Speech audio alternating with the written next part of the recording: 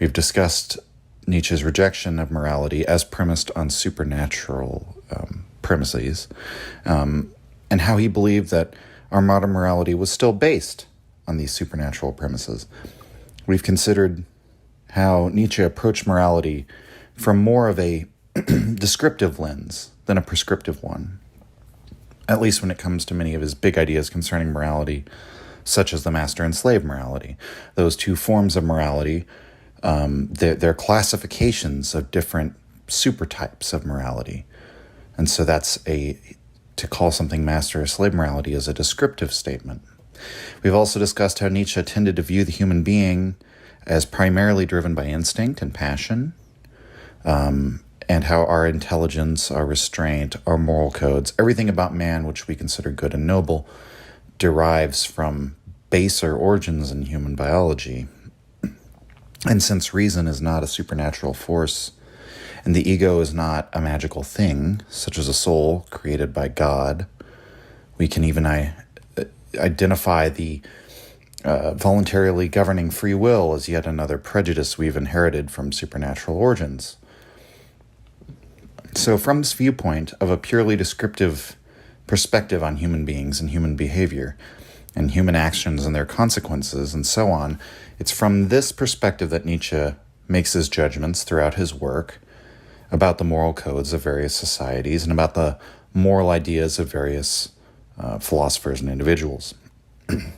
You may recall the passage I've cited, I believe, a few times from the Gay Science, aphorism number 354, in which Nietzsche says that consciousness developed because of the need for a collective net of communication between human beings, and that if we lived as solitary beasts of prey, we would not have needed consciousness. And furthermore, he says that language determines our conceptual horizons, that our thought is bounded within the cultural linguistic network that we are born into and raised in. And a core set of concepts within that network is morality.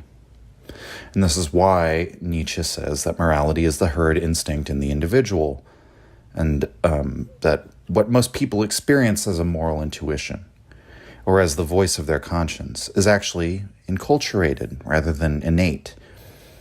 And, Nietzsche's evidence for this is that an immoral act in our culture could have been performed by somebody from another culture with a completely clean conscience, such as the Spartans leaving malformed babies to die of exposure. What this all points to is morality as a voice of the collective, which is to say, morality is the power of the collective, which takes root in each individual, in each of its constituent parts. And the form that this power takes is our moral sentiments. And so we might remember, just another final piece to this, the fragment we discussed from Nietzsche's notebooks in the 1870s, that for the community's morals to be imposed, what's necessary is that a feeling must be suppressed by a thought. That means if we have a feeling, a passion, a drive of some kind towards something upon which the community has set its ban, then we bring before our mind's eye the consequence of breaking the moral code, and what might stop us from indulging in that is that we experience the fear of the power of the community. And this is why it's a feeling being suppressed by a thought, because we have to be able to conceive of that later in the passage of time, something worse will happen to us. We have to be able to delay gratification or delay fulfillment of something, or to even cancel out the fulfillment of a desire if it doesn't fit with the community's morality. This is all rather, this is very, I would say, explanatory of many things, and yet we haven't quite gotten to the bottom of things, right? Because when we might understand how each individual comes to possess these moral sentiments, through all the means we've just discussed, even though they're created as what are effectively social constructs, we still haven't really given an explanation for the activity of moralizing itself. What is morality? Why is mankind a moral animal? These questions remain unanswered. And Nietzsche's answer for this is found in Zarathustra, in the section called The 1001